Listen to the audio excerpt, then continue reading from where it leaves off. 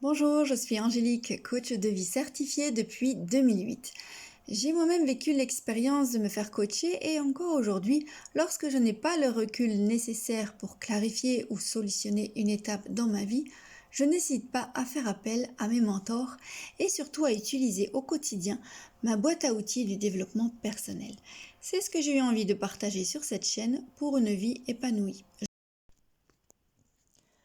Dans les podcasts précédents, nous avons identifié les drivers, c'est le fait plaisir, le sois fort, le dépêche-toi, le sois parfait, le fait des efforts.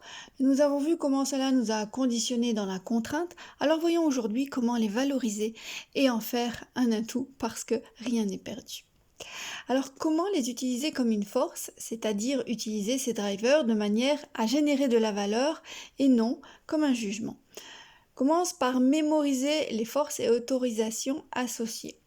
Pour cela, tu peux te référer au podcast numéro 67 à 71 ou 71 qui t'aideront à trouver quels ou quels sont ton ou tes drivers. Alors, il y avait des antidotes, des challenges propres à chacun afin de les dépasser. Lorsque tu auras pu les reconnaître, tu remarqueras que tu réponds à plusieurs drivers. Certains sont dominants et d'autres drivers sont secondaires. La bonne nouvelle, c'est qu'en présence de chacun, si opposé soit-il, tu peux combiner leurs forces, leurs faiblesses pour dépasser ton challenge. Te donner des autorisations sera souvent très utile. Alors attention, considérer un driver uniquement en tant que faiblesse, ça s'appelle une excuse. On est bien d'accord avec ça. Ceci étant dit, comment faire ressortir tout le potentiel positif de cet outil? Eh bien, il faut dans un premier temps détecter les forces de ton driver. Par exemple, une personne ayant pour driver principal le fait plaisir s'épanouira naturellement dans toute activité relationnelle.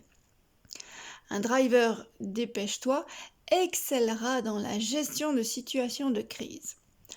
Un soi fort sera un allié de choix pour déléguer une lourde tâche en toute autonomie. Un soi parfait fera un travail minutieux. Le driver fait des efforts, sera persévérant dans des tâches de longue haleine. Il faut aussi pouvoir reconnaître quand un déséquilibre se crée et que la force a tendance à tendre vers une faiblesse. Par exemple, une personne dont le driver dominance est le soi parfait s'épuise pendant des heures à préparer une présentation PowerPoint avec illustration, animation, graphisme, là où un simple message oral d'1 minute aurait pu suffire.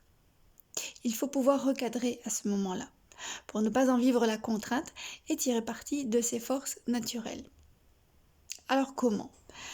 Au travail, on peut créer des binômes complémentaires qui sauront réguler leurs drivers respectifs. Par exemple, un sois parfait ou fais des efforts avec un dépêche-toi, sois fort et fais plaisir, qui compenseront.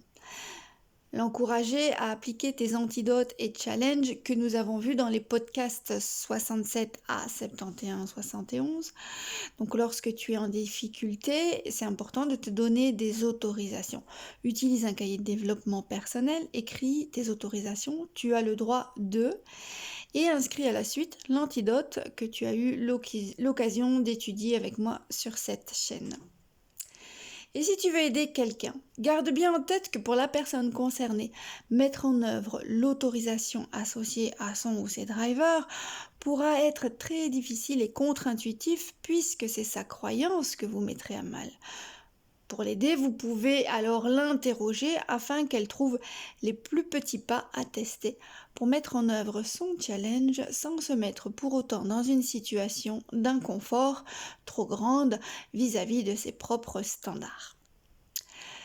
Et enfin, permettre à chacun de développer ça ou ses forces créera un grand sentiment de fierté couplé à de belles réalisations. Et si cette personne a le désir de donner le meilleur d'elle-même, faites-lui comprendre que personne n'a le droit de subir les croyances des autres, ni d'être jugé pour cela. Écoute-moi bien, en tant que collaborateur ou partenaire, vous n'avez pas à subir la contrainte des drivers des autres.